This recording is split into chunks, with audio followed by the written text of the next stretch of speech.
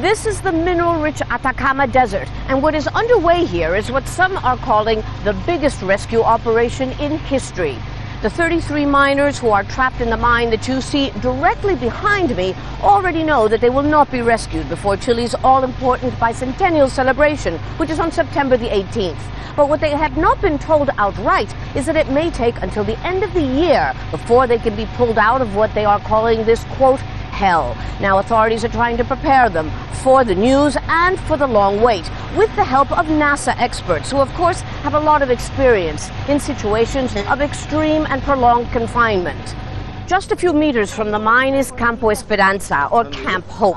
This is where the friends and relatives of the miners have been on a vigil for more than 3 weeks since the mine collapsed. And now they too are preparing for the long wait, like the family of the miner Claudio Yáñez.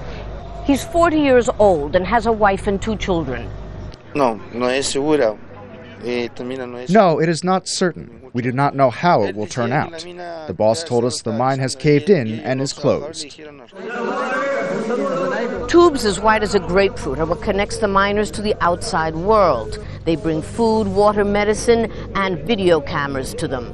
By the end of the weekend, they'll be able to have conferences, teleconferences with their families, as well as with doctors and therapists.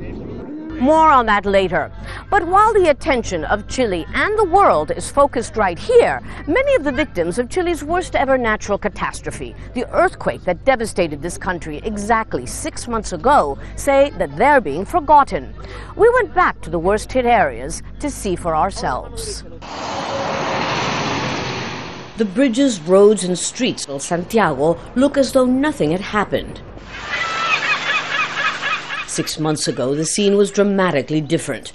In less than 3 minutes, 17% of Chile's GDP was wiped out. Hundreds died, and tens of thousands were left homeless by the quake and the subsequent tsunami that devastated coastal towns. Today, the emergency provoked by the 5th strongest earthquake ever recorded has been contained, but looks can be deceiving. In Constitución, where houses swept away by the tsunami once stood, emergency shelters cover the landscape. It's winter in South America, and the 280 families that live here cover their tiny wooden shelters with plastic to try to keep out the cold. We expect more from the government. I want a dignified place to live, not this. She complains that there's no running water or bathrooms, only public toilets. Others, like Ricardo Acuña, are feeling abandoned. The government has done a lot of things, but I think it's over. I think they've forgotten that there was an earthquake, and now it's each man for himself. We're back to reality. Most of the quake victims here were of humble means even before the catastrophe. But in the quake's aftermath, many have lost their jobs as well as their homes. Earlier, I had the opportunity to ask President Sebastián Piñera, who took office 11 days after the earthquake, to assess the situation 6 months on. Our initial balance of the situation was devastating. 200,000 homes destroyed, 4,000 schools damaged or destroyed. 1 out of every 3 children could not go to school because they had no classrooms. 79 hospitals and hundreds of clinics destroyed. 220 bridges, ports, airports, and much more. Far from collapsing in the face of adversity, we embarked on a plan with tremendously ambitious goals.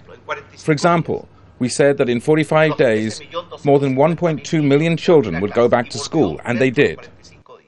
In 100 days, we would build 70,000 emergency shelters, and we did. We aimed to re-establish healthcare, despite the loss of the hospitals and clinics, and we managed to do it. And we got the ports, the airports, and the bridges up and running again in just a few weeks. I feel that Chile showed a sense of national unity and capacity to face adversity, a courage and solidarity that make me feel very proud, not only of being a Chilean, but also of that untamable spirit that our people have shown to overcome a tragedy that cost more than 500 lives, and that we have faced together, that has allowed us not to become trapped in the theme of the earthquake and reconstruction, but also to look forward to carrying out our government's program. And let me tell you, it's an ambitious program to recover our lost economic growth. Back in Constitucion, though, people like Maria Navarrete don't share the president's optimism. I don't know how we've been able to resist all this. We're on antidepressants. Yes, Chile has managed to contain the emergency, but reconstruction is yet to begin. And even when it does, it could take years before the country fully recovers.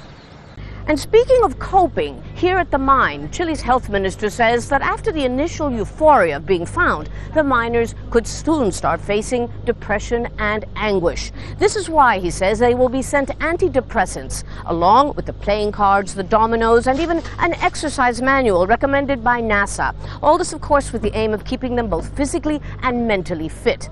But up until now, the miners' spirits seem to be extraordinarily high. In fact, in one of the last messages that they sent to the surface, they joked that they needed knitting needles for one of the miners whose wife is about to have a baby who unfortunately will be born before the father can get out of the mine. Lucia Newman, Al Jazeera, at the San Jose mine, Copiapó, Chile.